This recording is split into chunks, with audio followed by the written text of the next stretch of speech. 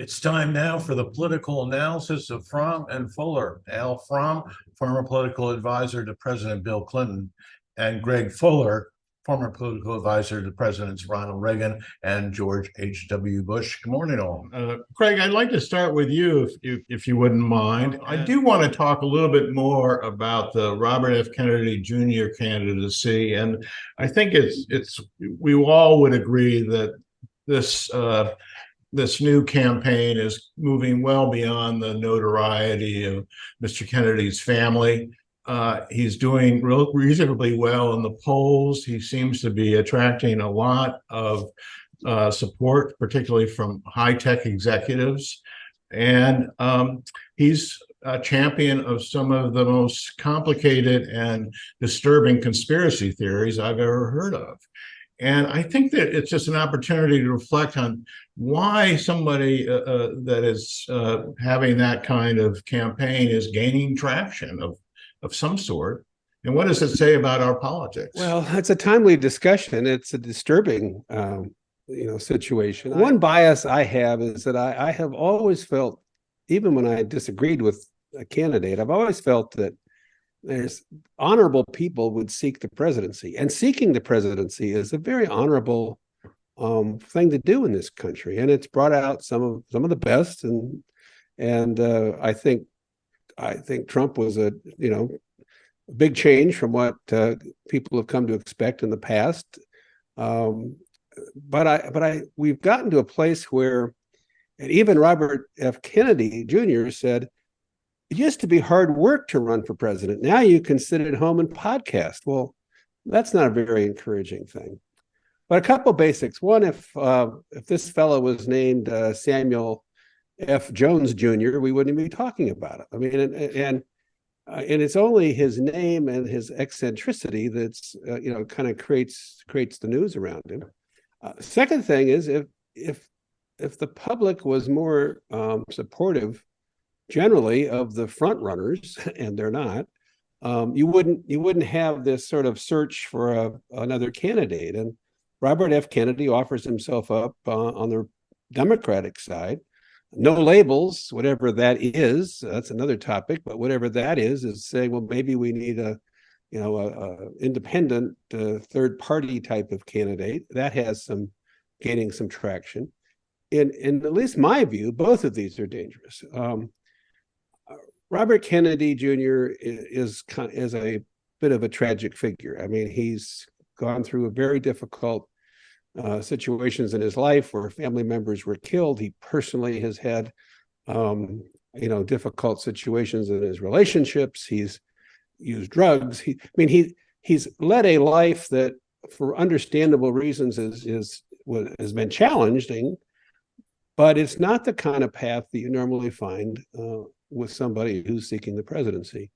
And your point about some of the conspiracy theories, he speaks with absolute certainty about things, and where he is simply wrong. He's the facts are in. I mean, vaccines actually work. Vaccines don't kill people. Vaccines don't create autistic children. Dr. Fauci was a national asset in this country, serving Republican and Democratic administrations as one of our foremost health officials. I mean, an unbelievable career. I got to know him in the 1980s. He's not a fascist, as Robert Kennedy suggests. Robert Kennedy can't get his own family to support him. Usually there's a core base of support among the people that know you best. The people that know him best are the least likely to support him. So it's the traction I think that you're suggesting is out there, 20% or so, is based much more on the fact that people don't know him, they know the Kennedy name, and they're not happy with the choice of President Biden if you're on the Democratic side. And they're not, by the way, Republicans, many are not happy with Trump either. But it's just a sign of the times. Now, I think once we get into debates, once we get people going to polls to vote, this sorts itself out. But until then, this is kind of a spectacle the likes of which we really haven't seen.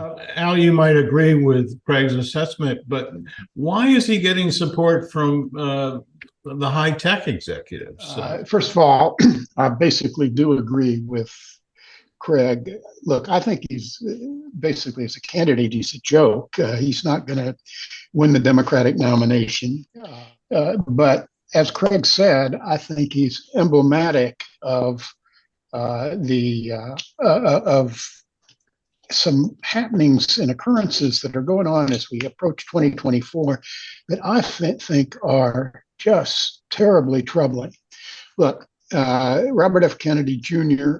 is the, part of one of the most famous families in American political history. He did start off with about 20%, but he's been spouting lunacy and bigotry, and his numbers are going down. I saw a poll this week in New Hampshire which had him at 10. That's half.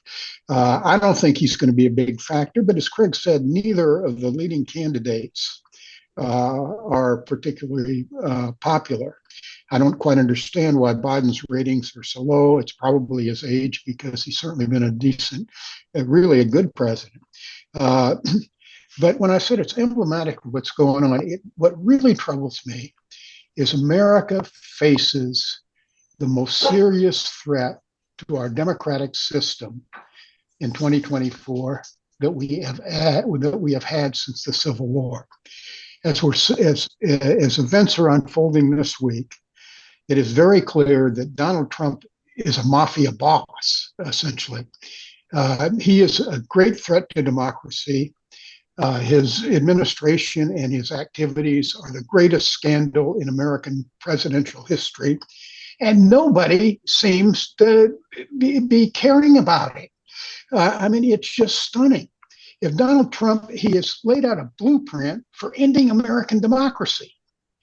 And what happens when he's charged or about to be charged for leading an insurrection against the United States of America for essentially a treasonous act? The Speaker of the House defends him. None of his Republican candidates will say a damn word about it. It is just frightening. And what happens, you have third-party candidates. Look, this is going to, we know from past political history, the last two elections, this is going to be a tight race.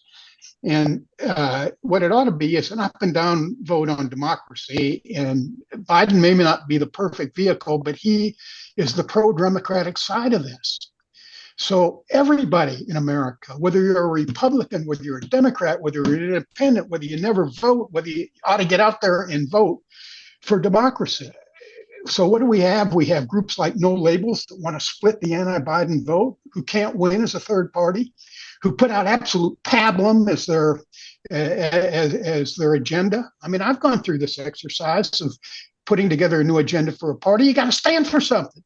You read those 72 pages of No Labels and you don't see a damn thing that is even worthy of discussion. Yeah. They're for abortion except when they're against it. They're for gun control, but they want the Second Amendment to be inviolable. Cornel West, I've watched him on television. He's very entertaining. He's probably a great professor. Over his lifetime, he stood for a lot of good causes, but he's Looney Tunes as a president. And he could get enough votes to throw this election to Donald Trump. I think it is very serious that and you asked why the big tech money's people are supporting him. Well, first of all, I don't know who's really supporting him.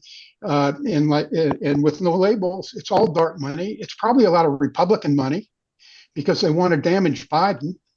That's what he's in there for.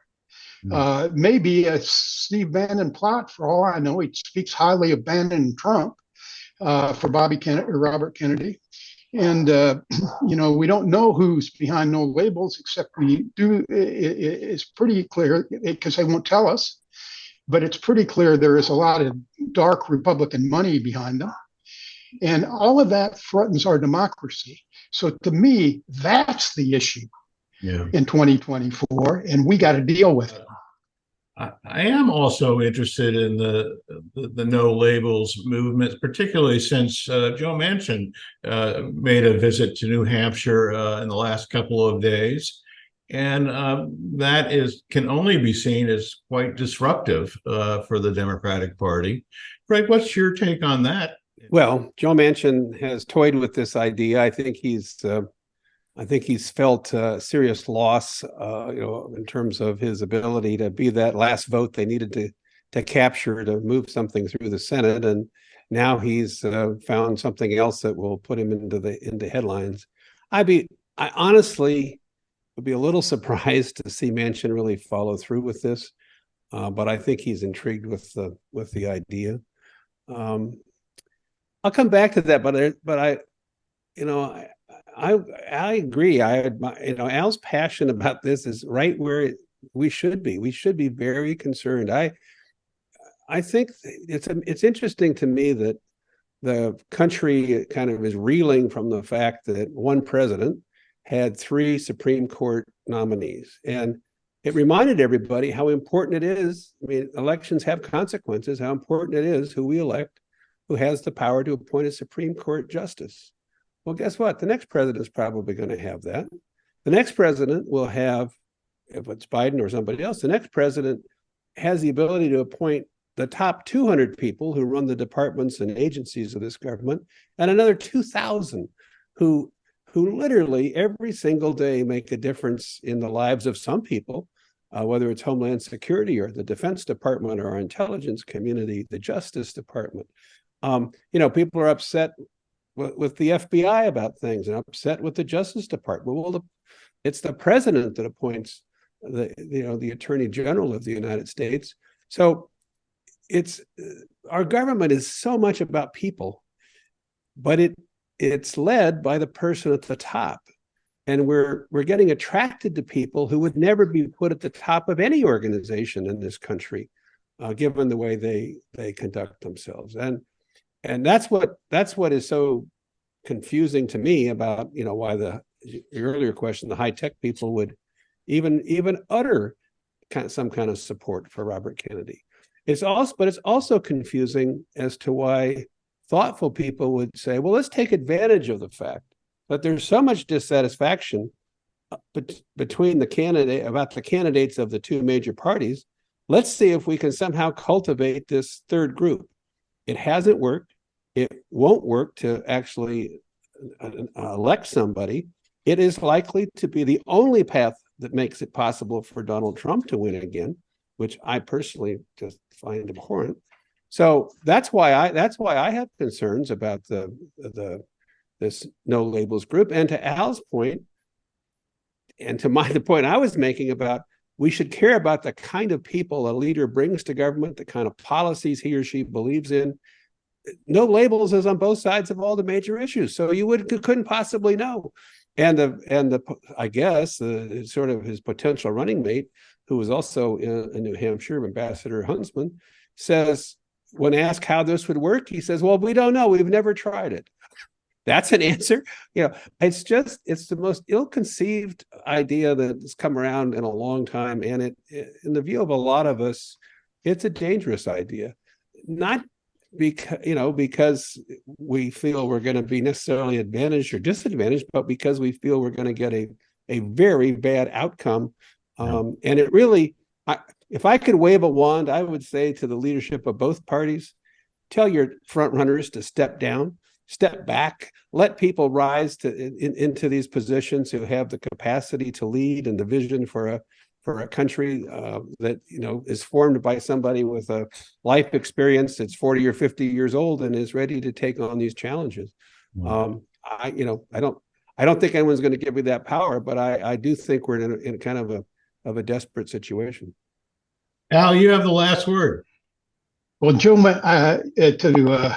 quote Lloyd Benson, Joe Manchin is a friend of mine, but Joe Manchin is no president of the United States. I've known Joe Manchin a long time. I'm sure he loves this attention. He's at the end of his political career. Probably will. He's got to decide whether to run for re-election West Virginia, where he's running 30 or 40 points behind because the state's changed so much in the last 15 years. But maybe that's why he's thinking about running for president. But look, he's not going to be elected president. And the no labels effort, run by people, incidentally, who I know well, because almost all of the leaders of real leaders of no labels worked for me at one time or another. It is ill conceived. I mean, their candidate could be Joe Manchin. Larry Hogan looks like he's running hard to be their candidate. Maybe Huntsman. Huntsman made a try and he didn't get very far, so maybe they wouldn't go with him. But, even Larry Hogan, who I've always thought was a reasonable governor here, I think he's stepping on dangerous grounds and he can't win as a third party. But even if it's a Republican on top of their ticket, because of the nature of the support for Trump and Biden, it will help Trump. And that's a key point. I just want to make one other point about what's going on in these efforts. They're very undemocratic. People in no labels in particular complains how closed these presidential nominating party or processes are in the parties, and so they need choices. Well, they may be closed, but in the Democratic primaries in 2020, 37 million people participated, expressed their opinions. They nominated Joe Biden. In 2016, the last contested Republican contest, 31 million voters participated in nominating Donald Trump. That's not a closed process. And they say, well, you can't get an insurgent candidate in. That's nonsense. 5 of the last 8 presidents have been insurgencies. Jimmy Carter was not a Washington insider. Most of them didn't know him, and those that did wouldn't support him. Ronald Reagan challenged a sitting president before he became president. That's not an insider. Bill Clinton, when we formed the Democratic Leadership Council, most Democrats said we weren't real Democrats. Certainly, Barack Obama wasn't the inside choice. Hillary Clinton was.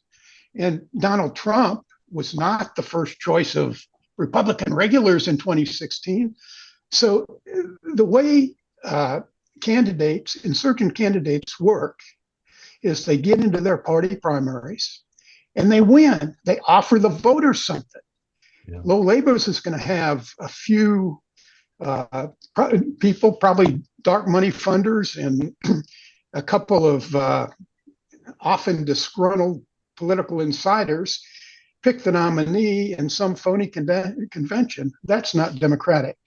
And for those who say it's hard to have insurgencies, I will just tell you, I was part of one, okay? When we formed the Democratic Leadership Council, we were viewed as outsiders. But what did we do? We put together an agenda that had real cut, ideas that now mostly are the law of the land.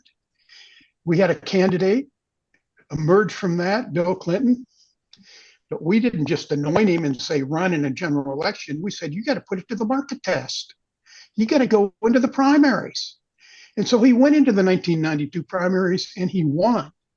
And that's how we enacted our program. Now, last week or this week, No Labels, released its Pablum program. Well, if they think that's a winning program, let Larry Hogan take it into the Republican primaries and Joe Manchin take it into the Democratic primaries and see how many votes it gets. Look, bottom line, democracy is on the line in 2024. Trump is the greatest threat to democracy this country has seen since the Civil War. He has to be stopped. And any effort that helps him to back to the presidency is one that needs to be abandoned. It needs to cease and desist. Well, we have to leave it there. Al Fromm, Craig Fuller, thank you indeed. We will see you next week.